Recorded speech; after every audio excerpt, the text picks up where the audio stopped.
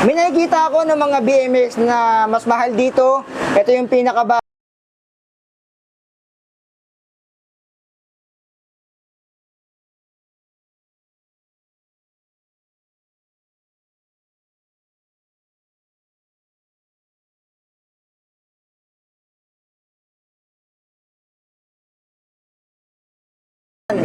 na BMX na on the budget lang at pwede nyong ipanglaro.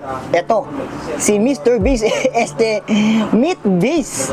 Ito yung BMX nila. So yung frame nyo to, alam nyo na yan, kung mauli steel yan, pati yung frame nya. So itong BMX na to, ay napakamura lang. Dito kay Budget Bikes Cavite. So yung frame nyo to, mataba-taba. Kung ano yung top tube na size, yun din. Yung kanyang down tube. So mataba. Dito naman, yung size nya ay size 20. Excuse me po, sumasabit. Size na 20. So pag base 20 yan, ibig sabihin yan, yung gulong niyan ay size 20. Ito yung gulong niya, 20 by 2.125 yung size niyan. Nakakamiss kasi nung bata ko, halos hindi ako nagkaroon nito. Nakakatuwa lang kasi yung mga BMX ngayon, abot kaya na nung panahon ng Kastila. Nung panahon namin, bihirang-bihira kami magkaroon ng ganitong klaseng bike. Yung meron lang nito siguro, yung medyo may mga pera talaga. Nanghihiro na ako ng bike dati nung bata ako. So yung size ng gulong nito ay 2.125, size 20. Yung hubs nito ay bakal pa. So alam na natin yan, pag mga BMX usually mga bakal naman talaga mga parts nito. And naka naka disc brake, 160mm rotors. Ayan, and naka 6 volts na rin yan. So ito din pala yung ginagamit sa sa BMX. Yung mga naka disc brake na. So pag disc brake kasi, mas makapit talaga yan, lalo na pag mga ganito mga panlaro, kailangan nyo yan na naka disc brake. Ayan, yung mga ganitong brake caliper, nakikita ko to sa mga nababike nating MTB. So ginagamit din pala siya sa mga ganitong klaseng bisikleta, yung mga BMX. And syempre, dito na quick release, matik na yan sa mga ganito, bihirang-bihira or halos wala sa mga BMX na naka-quick release. Syempre, BMX yung pinaglalaro mo tapos lalagyan mo ng quick release. Meron naman itong baby na stand. Ayan, kung gusto nyo tanggalin, pwede, hindi naman ako magagalit. Dagdag bigat din kasi yan kapag pinanglaro nyo. Yung iba, hindi na tinatanggal yan, pero yung iba, mga medyo sanay na, ayan, tinatanggal na yan. So may PB na rin ganyan. Naka-IS mode or international standard, 160mm rotors, naka 6 volts din. Hindi rin naka-quick release. Ito yung kanyang brake caliper sa likod. Parehas lang doon na nasa unahan. Ito yung 2.125 size 20. Ang ganda na kulay ng gulong nito. Ayun oh. So yung chain ay parang ganito yung nilalagay sa mga fixie. Kung wala nagkakamali. Ang kunat eh. Teka so.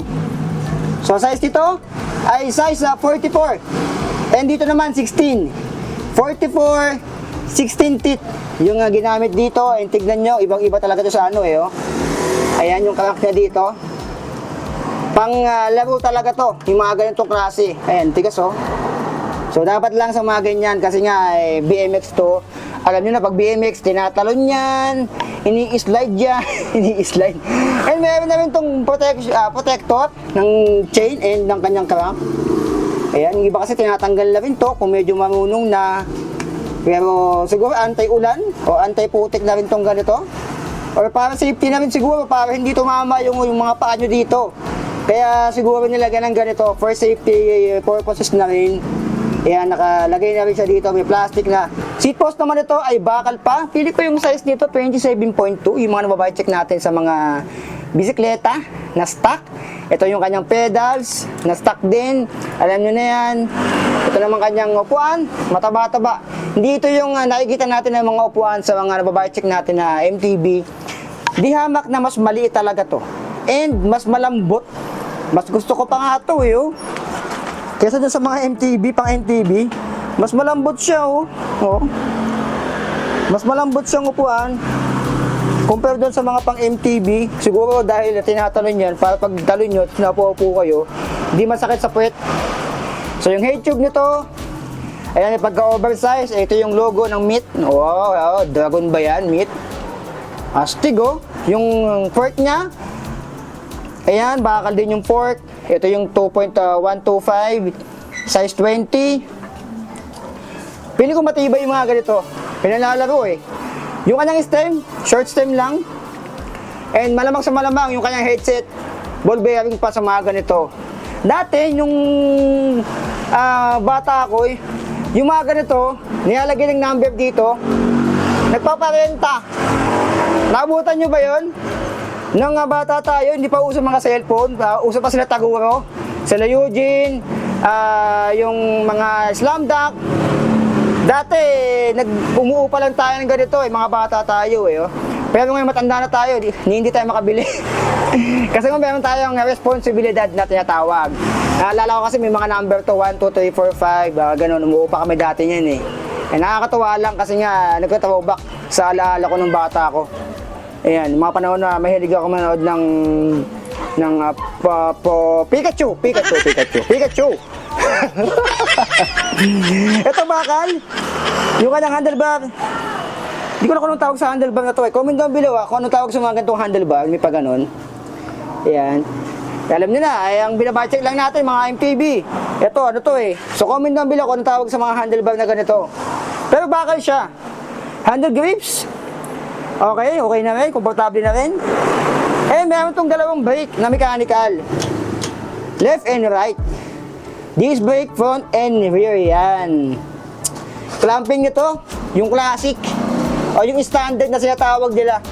Di ba ang clamping ngayon, 31.6? Ito mas maliit. Mas manipis. Or mas maano siya dito. Kaya maliit lang yung clamping nito. Pag BMX, sa mga MTB, kadalasan sa mga road bike, ang clamping 31.8. Ito naman ay mas maliit.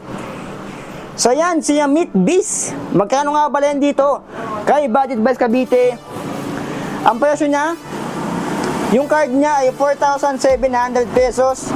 Pero yung cash niya ay 4,500 pesos. Yung Shopee link nito, ilalagay ko sa description ng video and dyan sa comment section. Para kung gusto nyo orderin to via Shopee, mas malayo kayo, gusto nyo magkaroon ng BMX dyan sa area nyo, pwede kayong umorder via Shopee. Yung link ay nandyan sa description and sa comment section. May nakikita ako ng mga BMX na mas mahal dito. Ito yung pinaka-budget na nakita ko. Actually, madami pang klase, hindi lang yung Meet na brand. Sobrang dami pang BMX na mura ngayon sa market.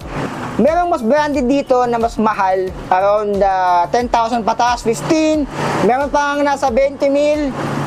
So, yung mga ganun kasi talagang pang professional na. Pero kung magsisimula kayo, mag-BMX, I suggest magsimula kayo sa mga budget. Huwag muna kayong bibili ng mga sobrang mahal. Subukan nyo muna dito sa mga budget na ganito, 1 buwan, 2 buwan, o 1 taon. Pag na-enjoy mo na talaga, pag marunong ka na, pag gusto mo na mag-upgrade, na sasabihin mo, gusto ko na bumili ng mas branded, na mas matibay sobra, doon ka na bumili ng mas mahal. So sa ngayon, pwede mo i-consider to, si Meet Biz.